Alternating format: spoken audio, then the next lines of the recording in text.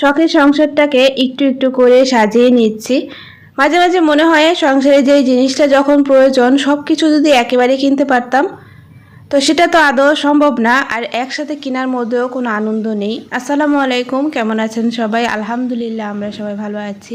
সংসারটাকে গুছিয়ে রাখতে, সংসারের জন্য টুকিটাকি কেনাকাটা করতে কে না চায়? প্রত্যেকটা মেয়েই চায় তার সামর্থ্য অনুযায়ী, তার হাজব্যান্ডের সামর্থ্য অনুযায়ী কিন্তু সে তার সংসারটাকে আসবাবপত্র জিনিসপত্র দিয়ে সাজিয়ে তুলবে।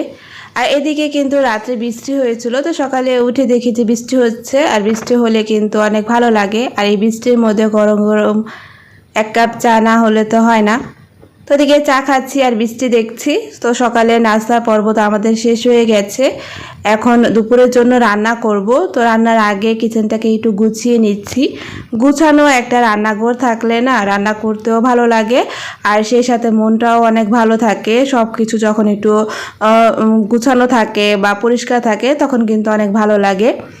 তো এদিকে আজকে চিকেন উইংস রান্না করব, আমি আমার মতোই রান্না করব একেবারে সহজভাবে। তো এখানে আমি ডিম দিয়ে, তারপরে ডিম, ময়দা, কর্নফ্লাওয়ার এগুলো দিয়ে আমি চিকেন উইংসগুলো ভেজে নিয়েছিলাম। সেই সাথে আমি একটা সসও বানিয়ে নিয়েছি। আর রান্না করার আগে সব কিছু একটু গুছিয়ে নিলে রান্নাটা দ্রুত হয়, আর সেই সাথে সহজও হয়ে যায়। তো আমি মাংস বেঁচে রাখা তেলটাই এখানে ব্যবহার করছি। এখন রসুন কুচি দিয়ে দিচ্ছি, আদা ছিল না, আদা কুচি ছিল না আর কি। তো এই যে রসুনটা একটু ব্রাউন করে ভেজে নেওয়ার পর আমি এখন টমেটো সসের যে পেস্টটা করে নিয়েছিলাম সেটা দিয়ে দিলাম।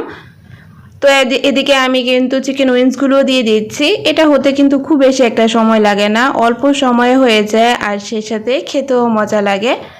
আর বাচ্চারা বিশেষ করে এই ধরনের খাবার তো ওদের অনেক বেশি পছন্দ।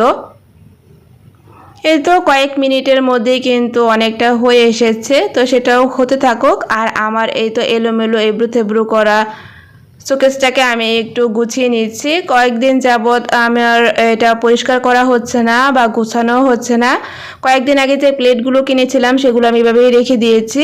তো সেগুলো আমি এক সাইড করে রাখছি, যখন আমার সুবিধা হবে আমি যাতে তাড়াতাড়ি ব্যবহার করতে পারি সেজন্য। তো যেগুলো আমি রেগুলারলি ব্যবহার করি বা কেউ আসলে আমার দরকার হয় সেগুলো আমি এক সাইডে করে রেখেছি।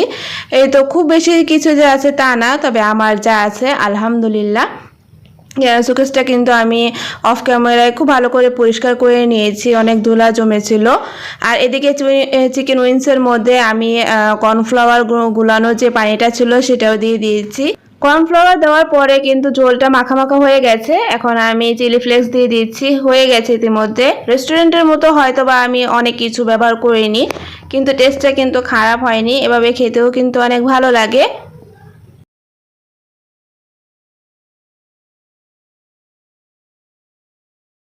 তো বাকি কাজগুলো তো সেরে নিয়েছি অফ ক্যামেরায়, এখন ছেলেকে খাবারটা খাইয়ে দিব।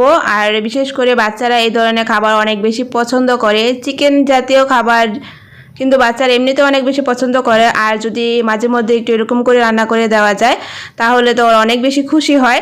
তো এই তো দেখতে কিন্তু অনেক সুন্দর লাগছিল, ইয়ামি লাগছিল, আর খেতেও অনেক মজা হয়েছিল। আমি যেহেতু ডেইলি ব্লগ বানাই, তো চেষ্টা করি সারাদিনে কাজকর্মে কিছুটা অংশ আপনাদের সাথে শেয়ার করার। আমি জানি না আমার ভিডিওগুলো কেমন লাগে, হয়তো বা কারো কাছে ভালো লাগবে, কারো কাছে লাগবে না, এমনটাই হওয়া স্বাভাবিক। একজনকে কিন্তু কখনোই কারো ভালো লাগে না। তো যারা আমার ভিডিও ভালো লাগে প্লিজ পাশে থেকে যাবেন। তো আজকের পর্যন্ত, আল্লাহ হাফেজ।